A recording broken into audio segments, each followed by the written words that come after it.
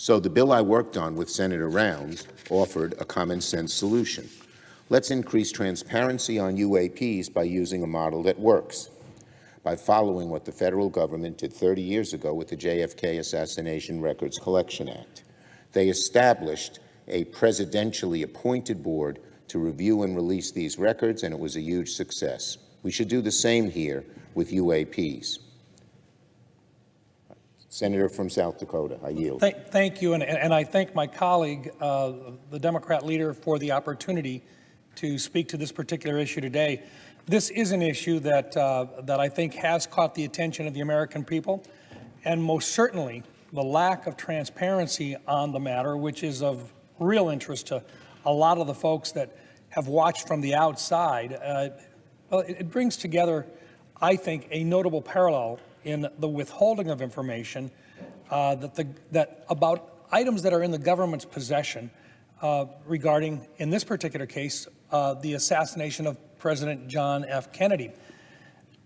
That same approach by government in terms of the possible withholding of information brings more questions and more attention to the issue of the assassination.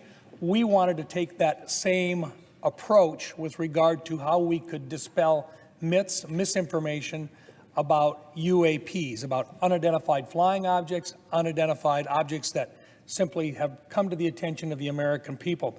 Congress did pass legislation 30 years ago requiring the review and release of all records relating to that historic tragedy, the assassination of John Kennedy, which has led to the release of a great deal of information. The UAP Disclosure Act was closely modeled on the JFK Records Act.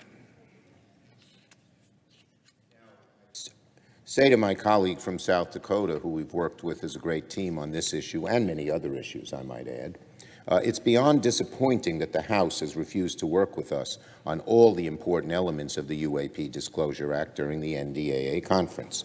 But nevertheless, we did make important progress. For the first time, the National Archives will gather records from across the federal government on UAPs and have a legal mandate to release those records to the public if appropriate. This is a major, major win for government transparency on UAPs, and it gives us a strong foundation for more action in the future. I agree, sir. And I think probably the most significant shortcomings that I think we need to visit about as well, shortcomings of the conference committee agreement that are now being voted on, were the rejection, first of all, of a government-wide review board composed of expert citizens, presidentially appointed and Senate confirmed, to control the process of reviewing the records and recommending to the president what records should be released immediately or postponed, and a requirement as a transparency measure for the government to obtain any recovered UAP material or biological remains that may have been provided to private entities in the past and thereby hidden from Congress and the American people. We are lacking oversight opportunities, and we are not fulfilling our responsibilities. Well, I'd like to echo what my friend Senator Rounds has said today and on many occasions. It's essential we keep working on our proposal to create an independent presidentially appointed review board that can oversee UAP classified records and create a system for releasing them where appropriate to the public. Again, as the Senator has said, it's the same method used for the JFK records, and it continues to work to this very day. It is really an outrage the House didn't work with us on adopting our proposal for a review board, which, of course, by definition here is bipartisan in the Senate. Now it means that declassification of UAP records will be largely up to the same entities that have blocked, obfuscated their disclosure for decades. We will keep working. I want to assure the American people, Senator Rounds and I will keep working to change the status quo. And before I yield finally to him, I'd like to just acknowledge my dear friend, the late Harry Reid, a mentor who cared about this issue a great deal. So he's looking down and smiling on us, but he's also importuning us to get the rest of this done, which we will do everything we can to make happen. I agree with my friend and colleague. To those who think that the Citizen Review Board that would have been created in our UAP Disclosure Act that it would be unprecedented and somehow it would go too far.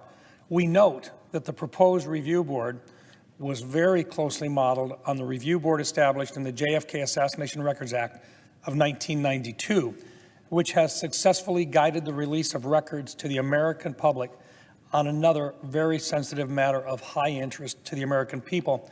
And it does one more thing that we really need to recognize, and that is that there is, we believe, information and data that has been collected by more than just the Department of Defense, but by other agencies of the federal government as well. And by allowing for an outside independent collection of these records, we can make progress in terms of dispelling myths and providing accurate information to the American people. Again, I thank my colleague and pledge to work with him and other bipartisan colleagues in the future to build upon what we've achieved in the conference report. We encourage our colleagues to join us in the further investigation of this issue and in advancing legislation that will complete what we have accomplished in this NDAA. And I yield the floor.